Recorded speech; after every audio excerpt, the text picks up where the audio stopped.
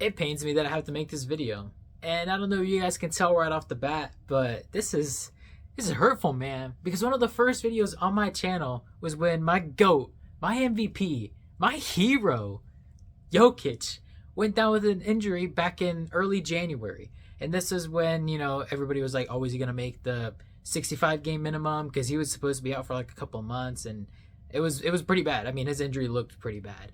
And I remember talking about how like the MVP race was like still up for grabs and how everybody had their own thoughts on like who deserved it here, who deserved it there. And I said Jokic was my MVP. And to the end of the season, I would still have said that he was my MVP and I thought he was the most valuable player in the entire league. But then the playoffs happened and wow, I gotta say, I'm pretty disappointed. And I honestly don't think like it's all Jokic's fault because of course you win together as a team, you lose together as a team. But his performance has been subpar to say the least. And so I want to go ahead and talk about that and also like my impression on the playoffs so far because it's been going pretty good. And yeah, I'm your host Seb, and if you enjoyed this video, please leave a like and comment down below what's your favorite team that you've been supporting through the playoffs. I mean, for me, it's been the Nuggets, but I guess now I gotta go stand just behind my Knicks and rooting for the Magic right now. I don't know if they'll make it to the second round or not. That's an exciting series that we can talk about, but I just wanted to go ahead and give a quick shout out to a couple of the teams that have already advanced, the Lakers and Spurs specifically. I'm hoping to see how those games match up. See who or I guess the Spurs are going to play the Timberwolves and then the Lakers are going to play OKC. So the West has already been decided. We're waiting on a few game sevens in the East, and so that's pretty much it. But if you guys know me, then you know that I'm a huge Nuggets fan. And I'm not a Glazer. Like, I like to look at things objectively speaking. And even though the Nuggets are my favorite team, like if I really didn't think Jokic was the best player in the world, like I wouldn't say that. But to me, he is. And what's really been hurting is the fact that ever since he's come back from his injury, he really hasn't looked the same. And some of that really isn't on him because when you're injured, you can't really condition yourself, There's only like so much that you can do. And sure, he's still a phenomenal player, but even when he came back, there were a few games where we looked at him and we're like, this does not look like a vintage Jokic game. Because even when he's having like those bad shooting nights, like he's still been a pretty dominant floor general and somebody who's been able to like take a lot of pressure from his creators, but it hasn't really looked that way. And I'm not a huge basketball nerd. I don't watch all of the games, especially not now because they're on like 50 different streaming platforms.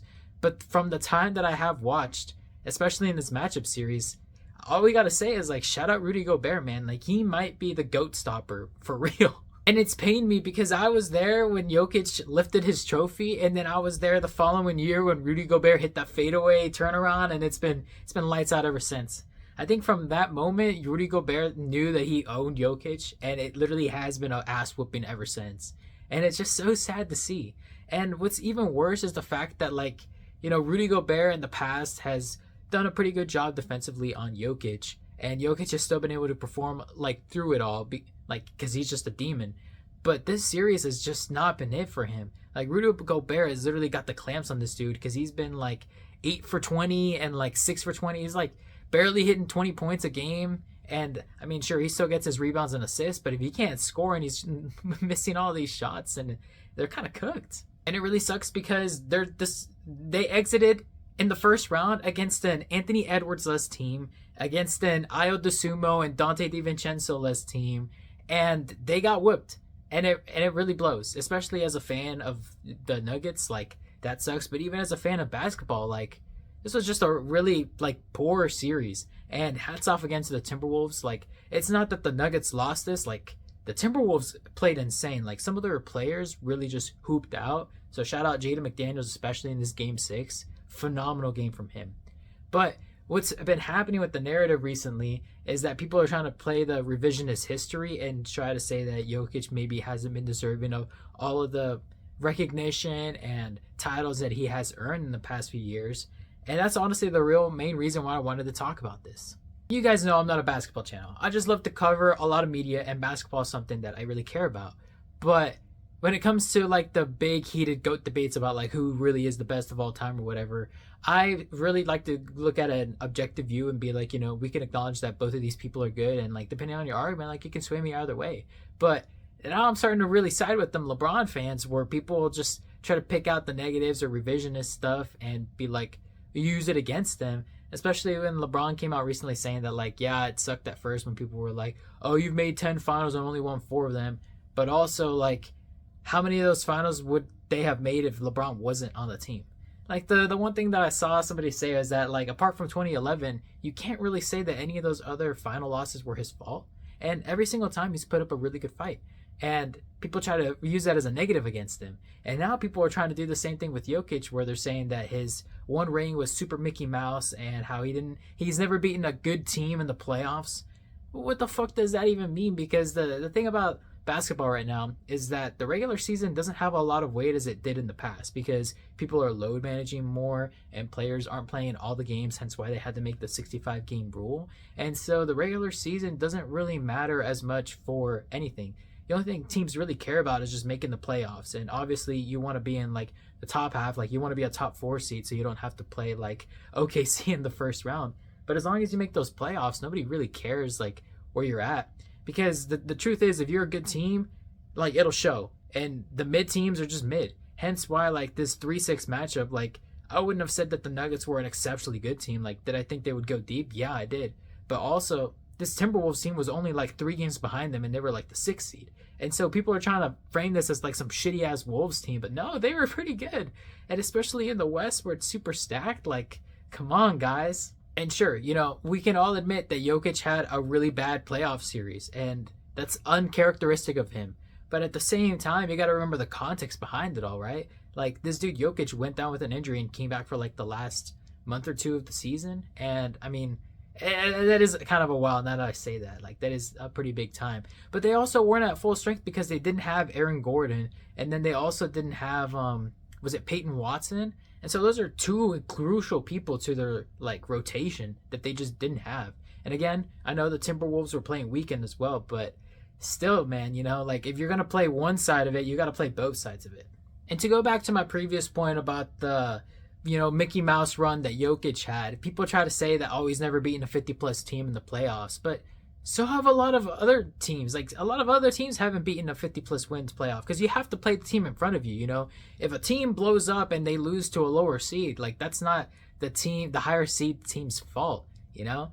And again, it's not like they played plumbers, you know? They had to go through the gauntlet, and every single team in front of them was objectively the best team at the time, right? Like, they had to win a series to get to that point. And so even if they knocked out like a higher placing regular season team, how can you say that that team was better when they just lost? Especially this past year, look at OKC, man. You're going to tell me that the Indiana Pacers, who were like, what, the 4th or 5th seed in the East, like, they were a shit team because they were only 4th or 5th. Like, they only won like 42 games or something. Like, yeah, they were shit. So OKC was really shit because they went to 7 games against them. Like, no one is saying that. We all saw the playoff performance. Like, Tyrese Halliburton elevated his game, and so did everybody else around him. And so to go back and be like, oh, well, they were a shit team because they only won 42 games or whatever. It's so stupid. It's such a stupid argument. Like, OKC played a really great Pacers team, and they ended up winning. And sure, there is a little bit of an asterisk there in Game 7. Shout out Tyrese Halliburton, man. But that's besides the point. The point is that if a team makes it to the finals, more than likely they're not a shit team. And again, going back to the Jokic thing, like, if these teams that they played against went deep, they are not shit teams. And so people trying to change the narrative and try to like tear down these people, it just really sucks. For me, I just hope that one day we stop trying to look at all the negatives regarding players and start trying to look at the positives, man. Especially with like LeBron James now, there's a changing of his character where a lot of people don't really hate him anymore. Like, I guess people got tired of it and starting to realize, you know, he's actually like really good and a pretty good figure for the sport, where people are now saying, you know, going to the finals 10 times in a row is an accomplishment in itself, instead of the previous argument where it was like, oh, he went 10 times in a row and only won 4. It's, you know, 10 times is still 10 times. And so I guess that's the main idea that I wanted to take away from this video, is just that revisionist history is super dumb, and we can acknowledge that he had a bad playoff series without taking anything away from his previous performances or his previous accolades. In case you're wondering what I'm thinking of the playoffs so far, though, I really want to say that I've been super impressed with the Spurs. I mean, I know they went down and Portland honestly put up a pretty good fight against them, but they ended up winning it in 5 games or so, and they won 2 of those without Wemby. And so I mean, that's pretty insane. And now they have to play like a Timberwolves team that has been already weakened. Like, I really do think that the Spurs have a really good shot of winning the West. And I'm really excited to see how that Lakers Thunder series go. Right now, the reports are that Luka is not going to be able to come back in time to play because he hasn't been healed yet. But I really hope that if they can extend the games to like 5 or 6, then maybe the return of Luka Doncic, and who knows, the trend has been like the past 5 or 6 years, the reigning champion hasn't made it out of the second round. So if that were to be the case, then we might get a Lakers Spurs Western Conference Finals, and let me tell you, bro, that would be super spicy. All I'm saying. And I'm not gonna sleep on the East either, because I was there when I saw the Raptors and Cavaliers go to overtime, and I was thinking to myself, like, fuck, dude, like, how did the Raptors sell this? Like, I really thought that they're gonna have it. And then finally, man, the last like 30 seconds, and they inbound it, and then there's a turnover, and so now the Raptors have the ball, and oh my god, RJ Barrett's shot.